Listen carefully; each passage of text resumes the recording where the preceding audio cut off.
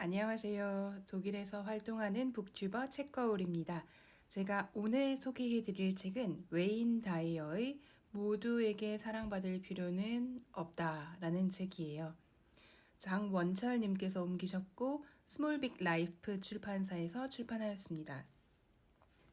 전 세계 300만 부 판매의 화제의 책, 뉴욕타임스 베스트셀러 1위, 오프라 윈프리가 가장 영감받은 최고의 작가, 웨인 다이어라고 하는데요.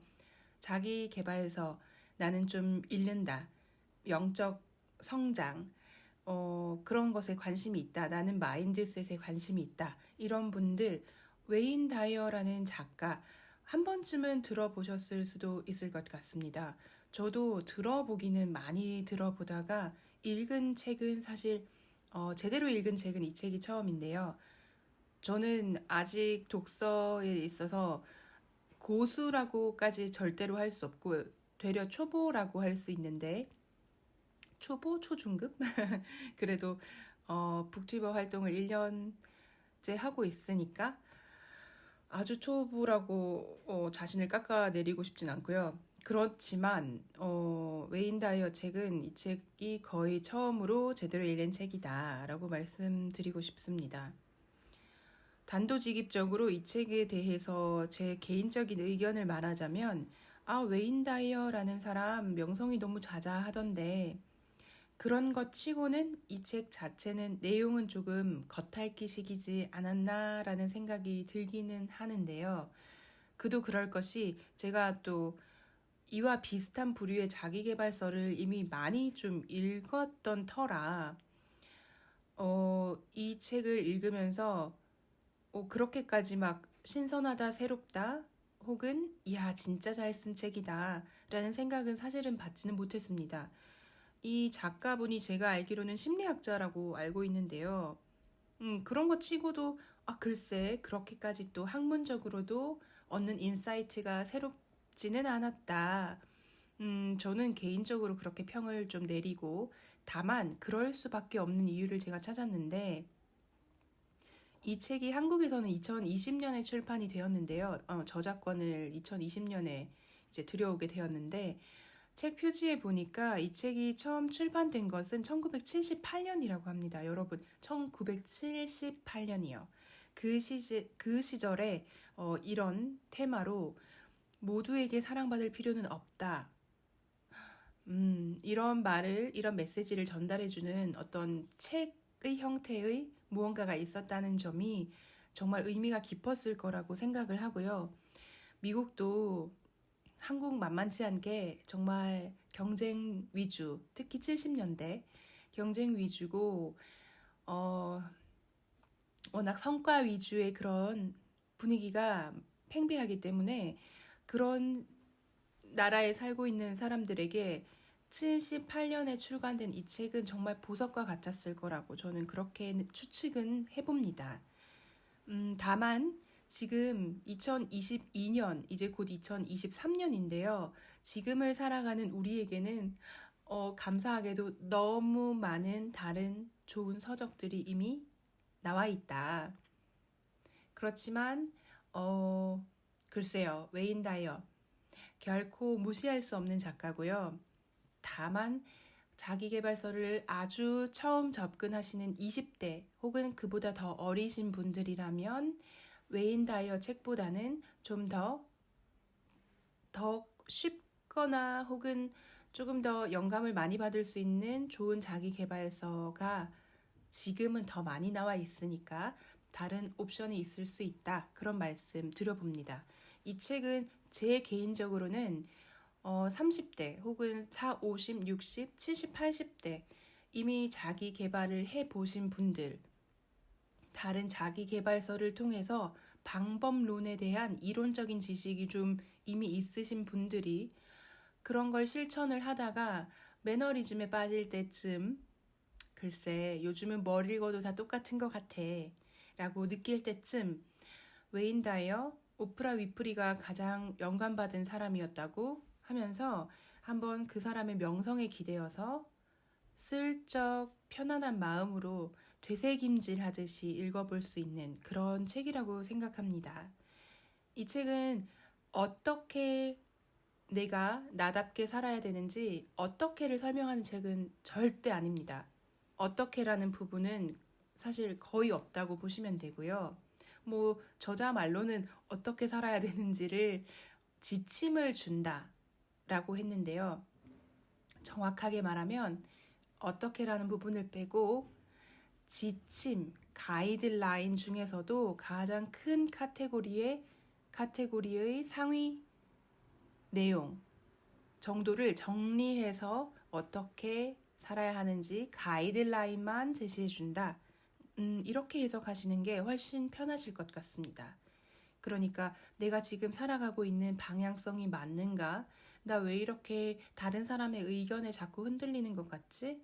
그리고 왜 나 내 인생 힘들게 느껴지지? 라고 한다면 이 책 큰 제목부터 작은 소챕터들이 많이 나눠져 있고 뭐 챕터 안에서도 하나부터 10까지 보통 이렇게 세부 챕터를 또 따로 정리를 해서 우리가 어떤 태도를 가져야 되는지 그런 것들이 잘 정리가 되어 있으니까요. 그런 부분에 있어서는 도움이 될 수 있는 책이다 라고 말씀드리고 싶습니다.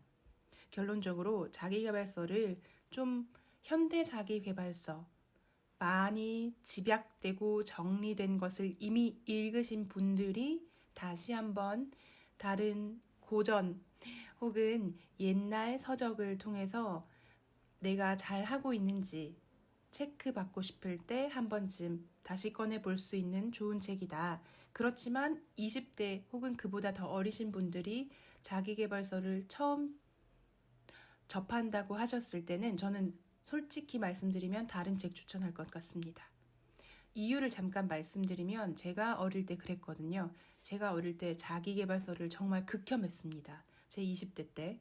자기계발서 읽는 사람들은 그저 자기 만족에 충만해서 그런 것에 빠져서 진짜 근본적인 것, 진짜 지식 기반의 내용들 혹은 과학 기반의 새로운 지식에는 몰두하지 않고 오로지 자기의 기분만 어떻게 챙기려는 그런 아주 제 기준에서는 이상한 사람들, 기초를 놓치고 사는 겉핥기식으로만 사는 사람들, 이렇게 저는 그런 눈으로 바라봤었거든요. 저의 20대 때.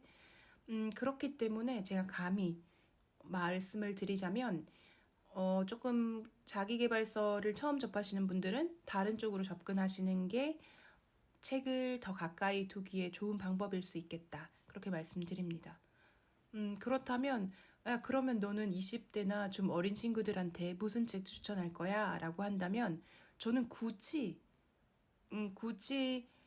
어떤 지침서를 원한다? 내가 내 삶을 어떻게 성공적으로 이끌어야 되는데 어떤 지침이 좀 필요하다. 누군가 나 좀 가이드, 라인, 수학의 정석처럼 책으로 뭔가 좀 일목요연하고 이렇게 해.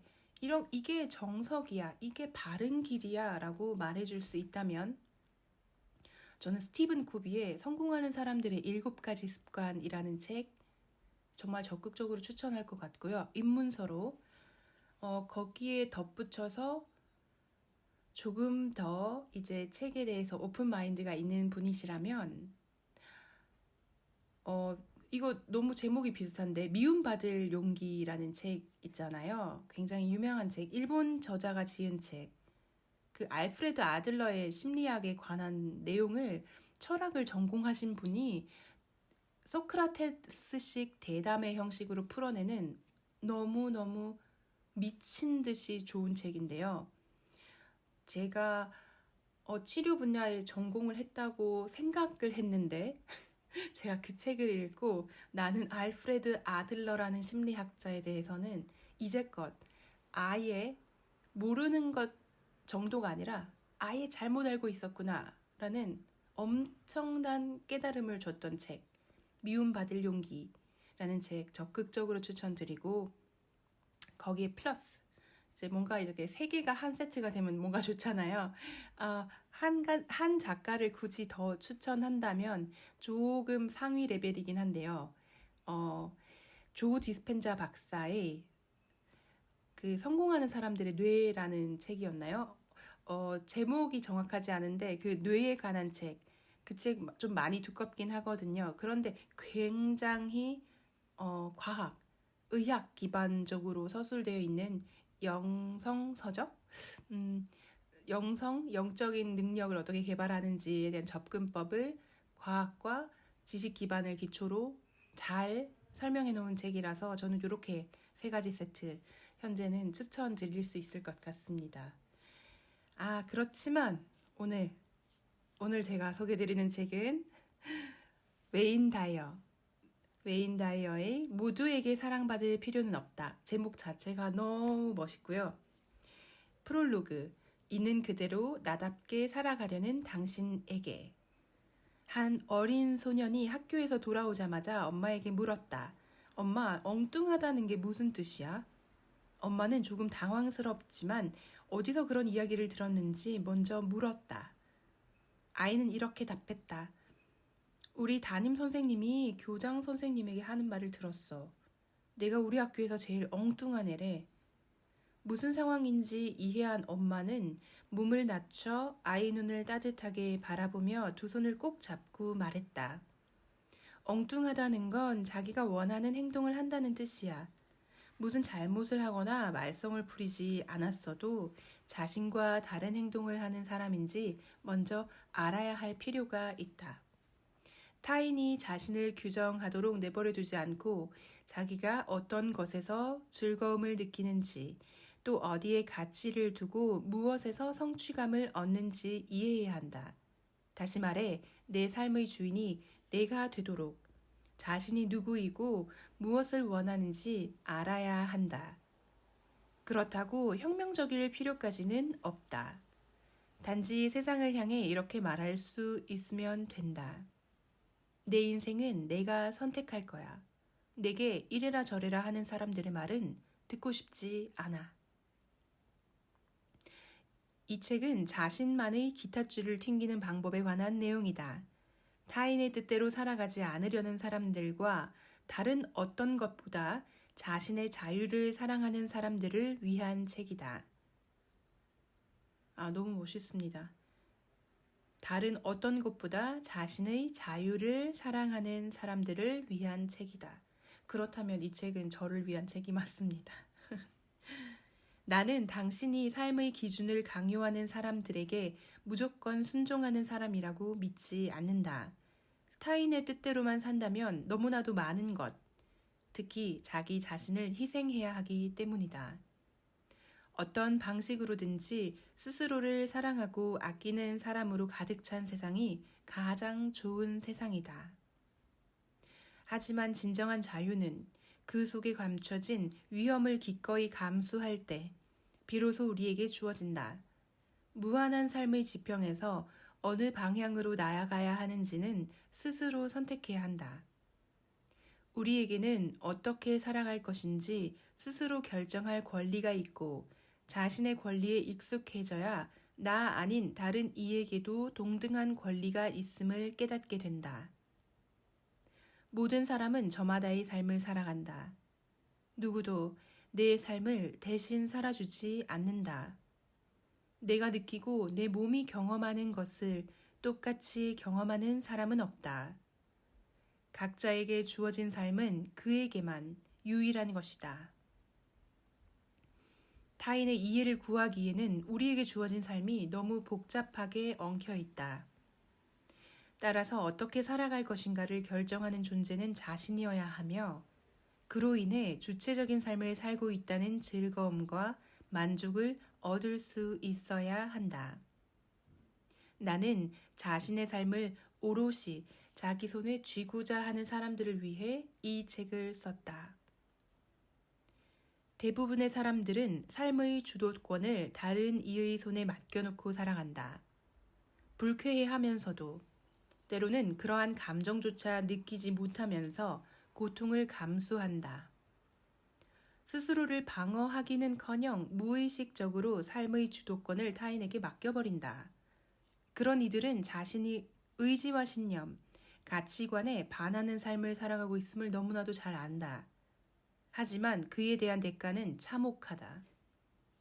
우울증 상담센터, 자살 예방 전화와 같은 서비스가 곳곳에 있다는 것이 그 증거다.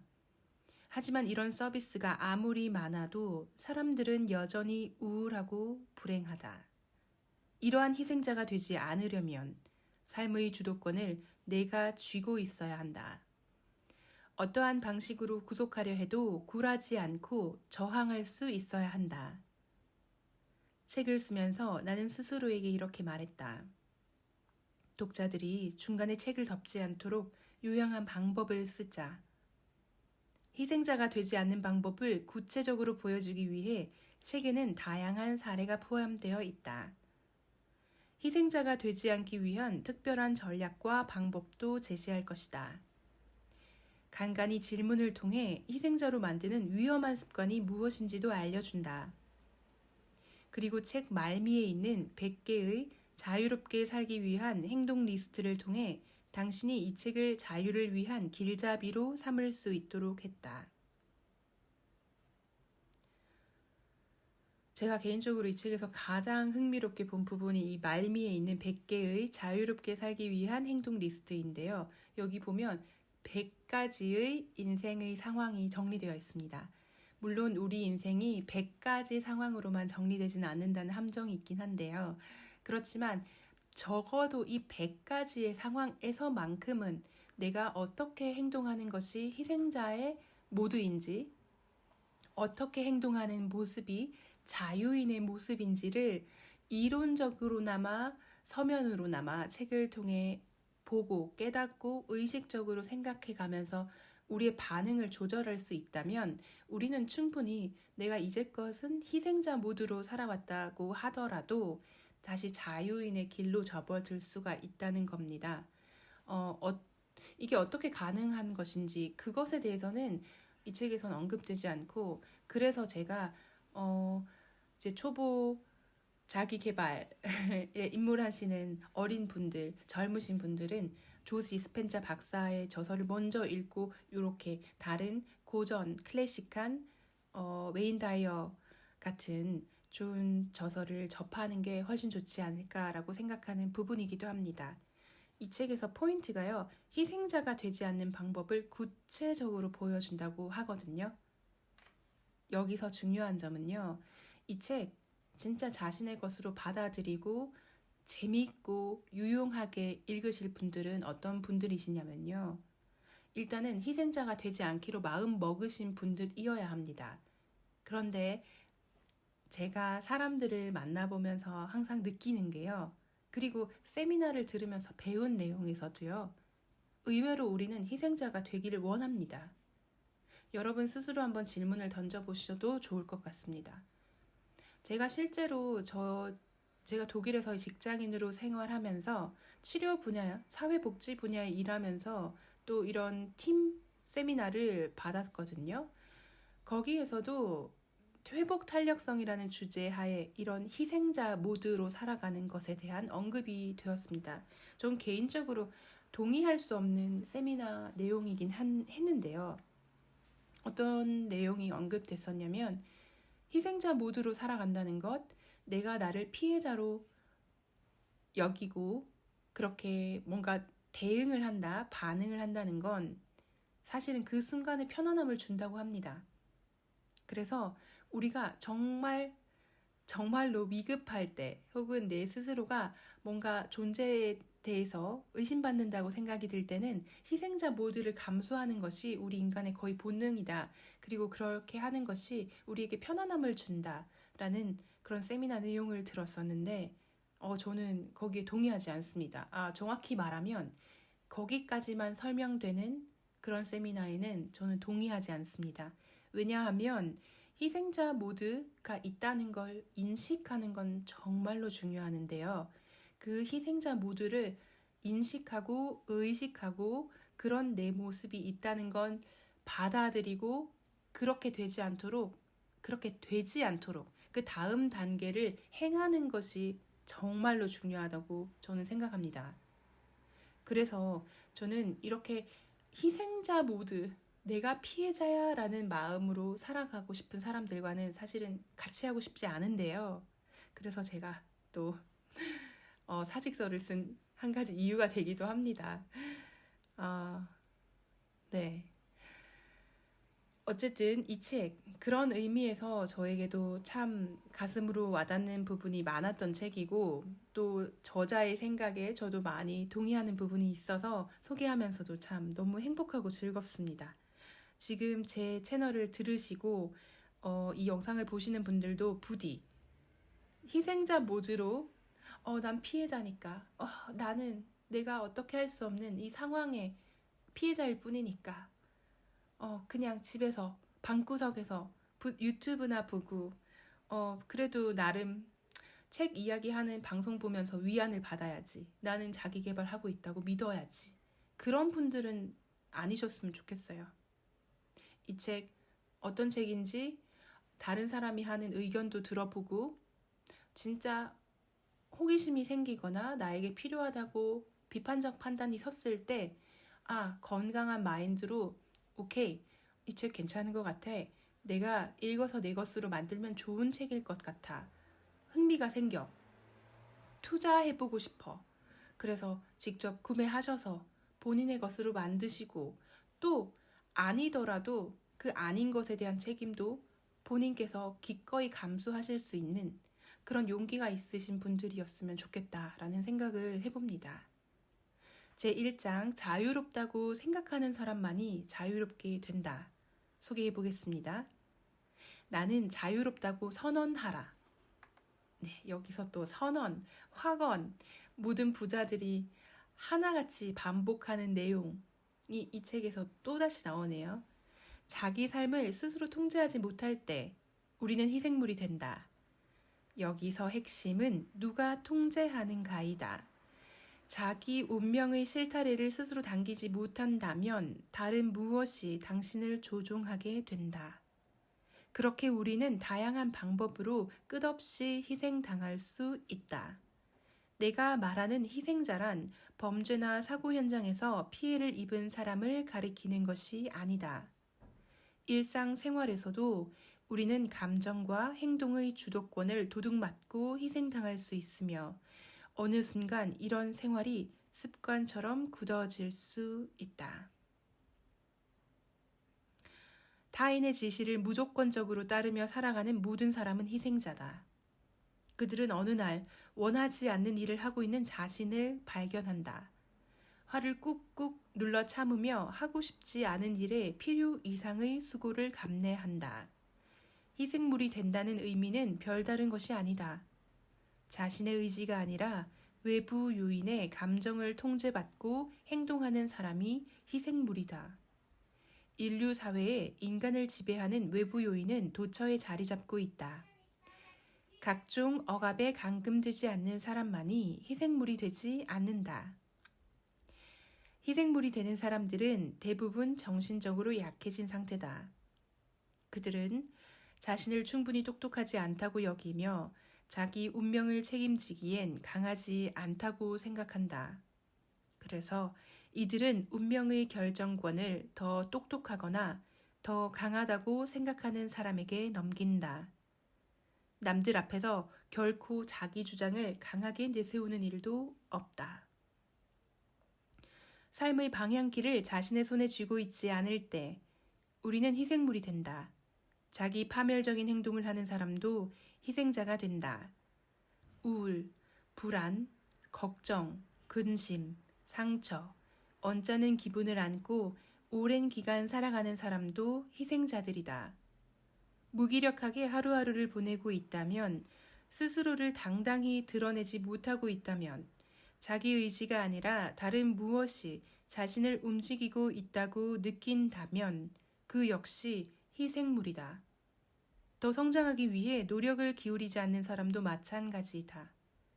방금 내가 한 말에 반박하지 못하는 사람 또한 운명의 재물이다. 내 주장에 아무런 반박 없이 고개를 끄덕였다면 함께 질문을 던져보자.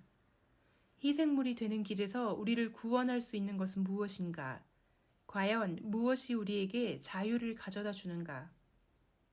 자유는 제 발로 찾아오지 않는다. 자유는 반드시 스스로 쟁취해야 한다. 누군가로부터 주어진 자유는 진정한 의미의 자유가 아니다. 자유를 부여한 이는 언제나 자신에게 그 대가를 요구하기 마련이다. 여러분, 이 포인트에서 잘 구분하셔야 되는 게, 제가 이제 독일에서 보도 셰퍼 강의를 들으면서 또 엄청난 인사이트를 얻었던 포인트인데요. 자유와 자유 시간을 구분을 잘 하셔야 됩니다. 잘 한번 생각해 볼까요? 제가 직장인이거든요. 저도 아직은 직장인이어서 저는 제가 자유를 원한다고 생각했어요. 그래서 내 자유를 위해서 나는 월차도 쓰고 휴가도 제때 쓰고 여기서는 또 초과 근무 시간을 또 모아서 그걸 또 휴가로 이전할 수 있는 그런 시스템이 있어가지고요. 제가 그래, 일할 땐 열심히, 놀 때도 내 자유를 위해서 열심히.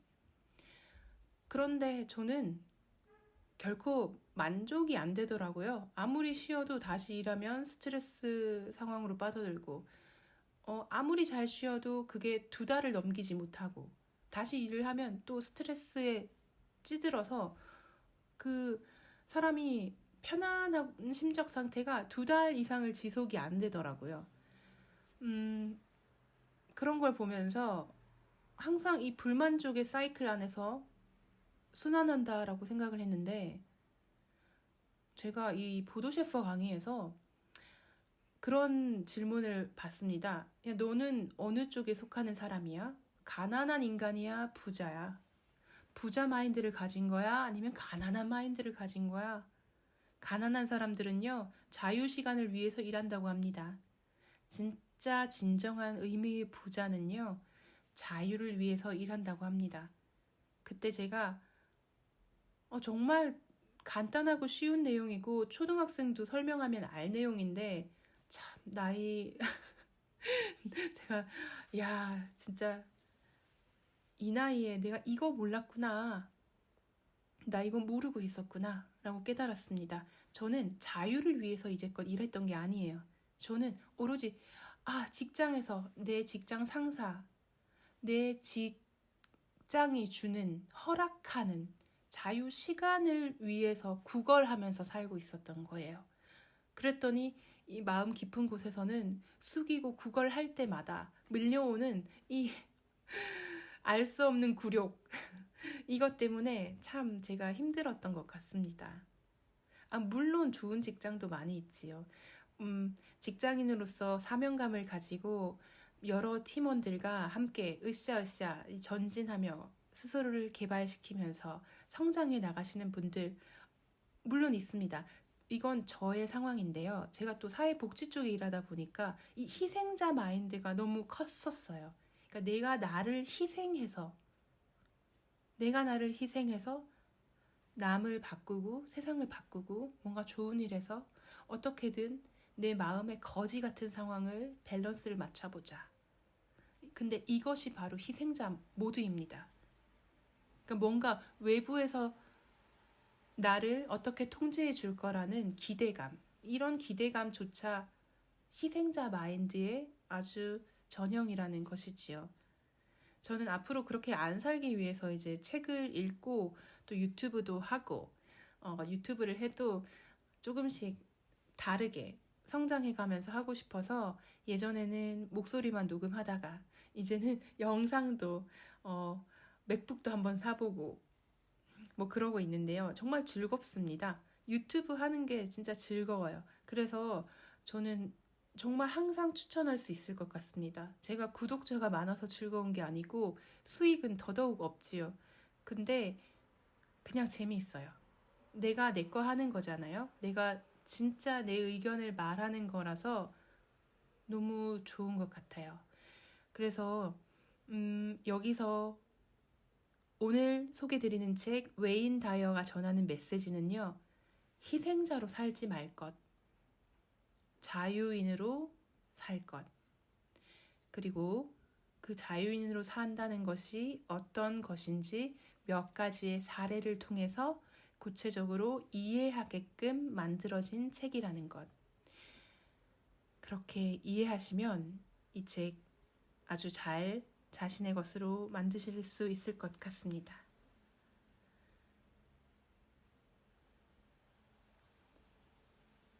제가 가장 인상 깊게 읽었다는 제 10장의 10번째 챕터에 나오는 그 100가지 상황 중에서 몇 가지 질문 한번 드리면서 오늘 소개를 해보도록 하겠습니다. 자, 상황 9번째입니다. 가족 중 여러분들은 어떻게 행동하시나요? 이건 가족에 관한 상황인데요. 여러분들은 희생자 모드 쪽으로 반응을 하는 편이신가요? 아니면 이미 자유인이신가요? 한번 OX 퀴즈처럼 풀어볼까요?